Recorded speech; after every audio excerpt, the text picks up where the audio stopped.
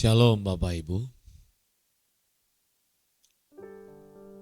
Yang saya mau sampaikan kepada kita pagi ini, apa yang saya dapatkan dari Tuhan adalah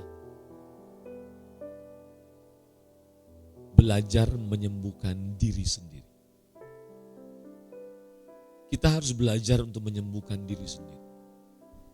Makanya Alkitab berkata bahwa kita harus mengampuni 77 kali 7. 77 kali 7 artinya tanpa batas. Tidak boleh ada alasan yang melegitimasi kita untuk kita tidak mengampuni orang yang bersalah kepada kita, yang menyakiti kita. Karena sebenarnya semua ujian hidup ini cuman ujiannya dua. Ujian untuk apakah tetap kita mengasihi Tuhan dan tetap mengasihi orang sekitar. Tentunya yang menyakiti kita bukan orang yang tidak pernah mengenal kita. Betul? Tentunya yang menyakiti kita bukan orang yang tidak berhubungan dengan kita. Pasti orang itu mengenal kita dan berhubungan dengan kita. Karena kita akan tersakiti dengan orang-orang yang berhubungan dengan kita dan orang-orang yang kita cintai. Kita tidak mungkin tersakiti dengan orang yang kita tidak cintai. Misalnya orang yang kita gak kenal teriak kita, maki. Kita gak tersakiti, betul?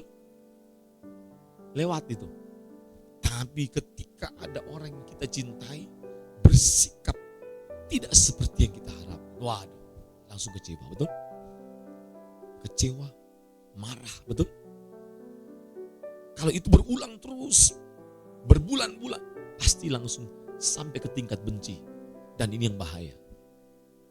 Saya melihat faktanya, tidak semua orang bisa menyembuhkan dirinya sendiri.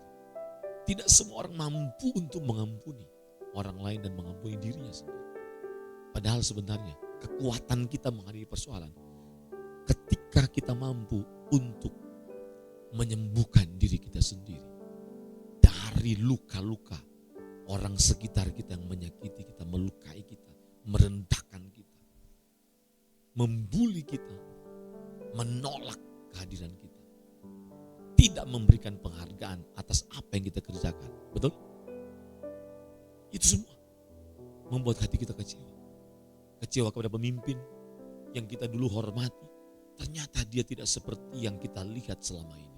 Pada waktu kita mulai mendekat, ternyata beda. Halo? Saya mau kasih tahu sama saudara. Kalau pemimpin kita salah pun, kita tidak punya hak untuk kecewa dan terluka. Halo? Apalagi menghakimi. Apalagi kalau itu adalah gembala kita. Setan menggunakan setiap momentum. Kapan momentum itu digunakan oleh setan? Untuk membuat kita tidak percaya kepada pemimpin kita. Pada waktu kita mengalami kekecewaan. Betul? Pada waktu kita mengharapkan A yang diberikan B. Betul? Pada waktu kita mengharapkan sikapnya harusnya A kepada saya. Tapi sikapnya B. Pada waktu kita mengharapkan penghargaan, kita tidak dihargai, betul? Pada waktu kita mengharapkan kehormatan, kita tidak dihormati. Pada waktu kita mengharapkan orang ini mengasihi kita, dia tidak mengasihi kita. Pada waktu kita mengharapkan orang ini bersikap sopan, dia malah tidak sopan sama kita, betul? Terluka kecewa. Dan mohon maaf, kalau Anda gembala pendeta, pastikan Anda telah menjadi gembala. Bukan tetap jadi domba, tapi statusnya gembala. Karena banyak gembala, sudah statusnya gembala, tapi mental dan karakternya itu mental domba. Sudah domba, terluka lagi. Lengkaplah penderitaan. Kita sebagai gembala harus mengakselerasi perubahan hidup kita, pembentukan karakter kita. Semakin hari makin naik, makin dewasa, makin matang. Amin. Nah, kita tidak bisa matang kalau kita tidak bisa menyembuhkan luka-luka kita. Amin. Ada banyak pendeta, hamba Tuhan, yang sudah jadi pendeta tapi penuh luka. Maka ketika dia mulai kecewa sama pemimpinnya, dia mulai racuni orang, dia mulai bagikan luka-luka hati kepada orang lain. Dan ini adalah orang-orang yang ditunggangi oleh setan. Maka pastikan kita harus bisa menyembuhkan luka hati kita. Dan kita Tuhan berikan kekuatan, amin. Ada firman kebenaran, amin.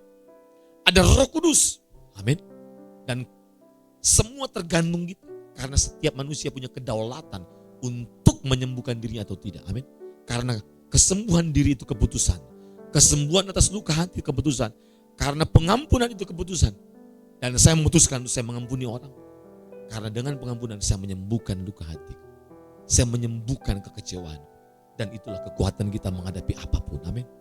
Contoh, orang bilang, Pak Joni, dia ngomong begini. Tidak masalah, tetap aku mengasihi dia. Keren gak? Kenapa? Apapun peristiwa hidup kita, ujian cuma dua. Apakah tetap kita mengasihi Tuhan dan mengasihi sama? Apapun dosa itu, Anda buktikan kepada saya. Dosa apapun kita lakukan cuma dua. Pasti itu, tidak mengasihi Tuhan dan tidak mengasihi sama. Betul? Betul? Makanya 10 hukum, 10 firman diringkas dengan mengasihi Tuhan dan mengasihi sama. Amin. Dan saya tidak mau Tuhan mendapati saya. Satu kali saya bersikap tidak mengasihi Tuhan. Ketika kita tidak mengasihi Tuhan, dan itu berarti kita tidak menghormati Tuhan. Kapan kita tidak mengasihi Tuhan? Ketika saya tidak mengampuni orang. Ketika saya terluka. Ketika saya tenggelam dalam kekecewaan. Yang benarlah tenggelam dalam kesucian. Amin. Tenggelam dalam kekudusan.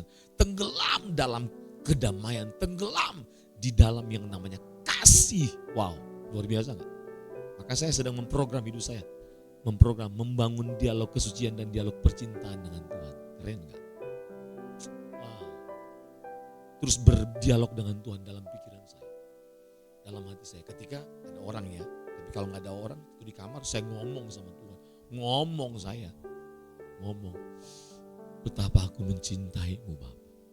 Aku tidak bisa hidup tanpa Engkau Elohim Yahweh. Amin.